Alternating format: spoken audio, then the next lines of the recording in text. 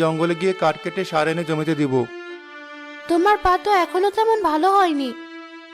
একটু ব্যথা আছে, তবে সমস্যা হবে না, আমি পারবো।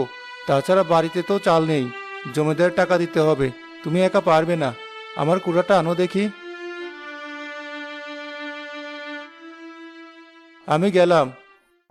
রফিক কুঠা নিয়ে জঙ্গলে চলে যায়। সে কাঠ কেটে সেটা বিক্রি করে সার কিনে আনে। গিন্নি, এই 50 টাকা রাখো, এই সারগুলো এনেছি। এ তো অনেক টাকার সার, এত টাকা কোথায় পেলে? আরে না, মাত্র 150 টাকার সার, তবে 50 টাকা পরে দেবো বলেছি। তবে সেদিন আমার থেকে বেশি নিল। যাই হোক, বাদ দাও, দুটো খেয়ে নাও। ভাঙা পা নিয়ে সারাদিন অনেক কাজ করেছো। সব তো তোমাদের জন্য, এত কষ্ট করে ফসল ফলাচ্ছি, এখন ভালো দামে বিক্রি করলেই হলো। না হলে জমিদারের টাকা কেমন করে শোধ দেব?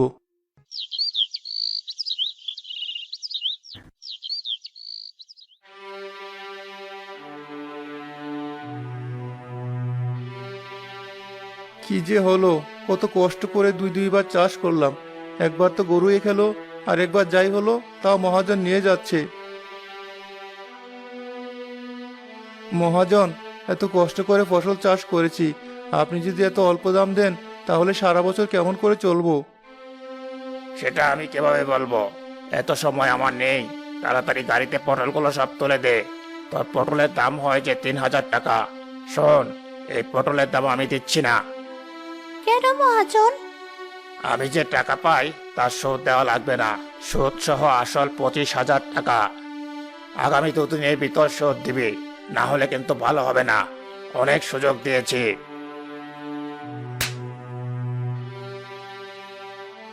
কত কষ্ট করে ফসল চাষ করলাম, ন্যায্য টাকা দিল না। কি করব, কিভাবে চলবো? মহাজনের টাকাই বা কিভাবে শোধ দিব?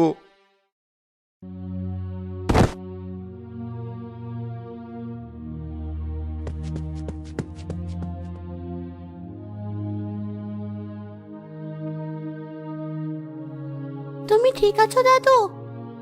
হ্যাঁ দিদি ভাই, যেখানে নিজের ছেলে বাড়ি থেকে বের করে দিয়েছে সেখানে এটুকু পড়ে যাওয়াতে আমার কিছুই হবে না।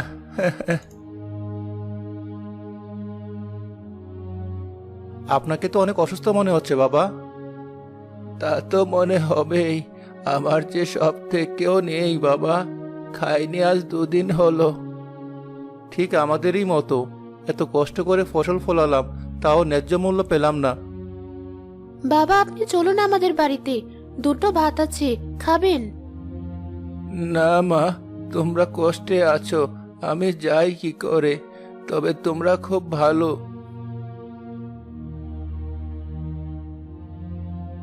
এই নাও, আসলে আমি অনেক আগে এক গুপ্তধন লুকিয়ে রেখেছিলাম।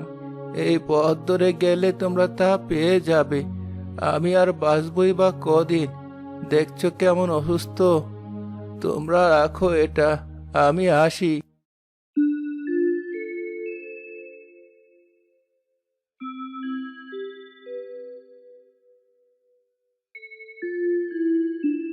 চলো, আমরা এখনই গুপ্তধন খুঁজে নিয়ে আসি।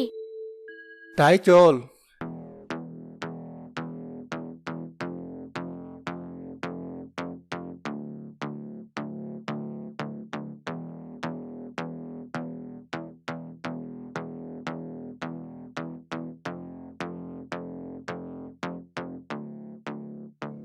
এবার আমাদের সব কষ্ট দূর হবে দিশার মা।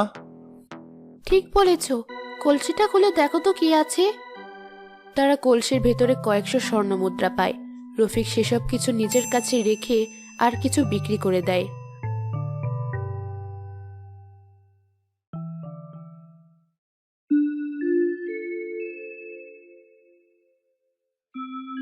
কিরে, তুই এত টাকা কোথায় পেলি?